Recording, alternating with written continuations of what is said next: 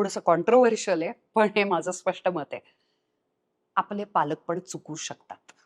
आता स्वतः पालक झाल्यामुळे आणि तिशीमध्ये असल्यामुळे मी हे अतिशय आत्मविश्वासानं, पण अतिशय प्रेमानं, शांतपणे, विचारपूर्वक हा मुद्दा मांडते.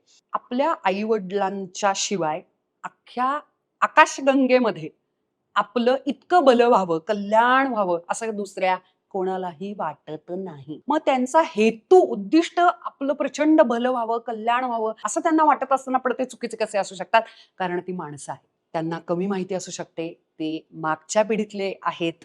त्यांचे गैरसमज होऊ शकतात. माणूस आहे म्हटल्यानंतर तुमचं काम आहे त्यांना एज्युकेट करणं.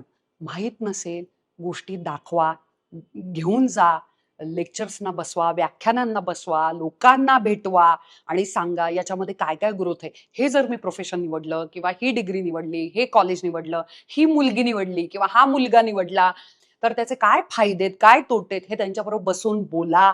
त्यांना सगळं कळायला हवं आणि त्यांनी आमचे लाड करायला हवेत, हे चूक आहे. हे तुमचं मागणं अतिशय चुकीचं आहे. तुमची वैचारिक क्लॅरिटी बघून त्यांचं मत बदलू शकतं आणि ती तुमची जबाबदारी आहे त्यांचं मत बदलून मग त्यांचा आशीर्वाद घ्यावा.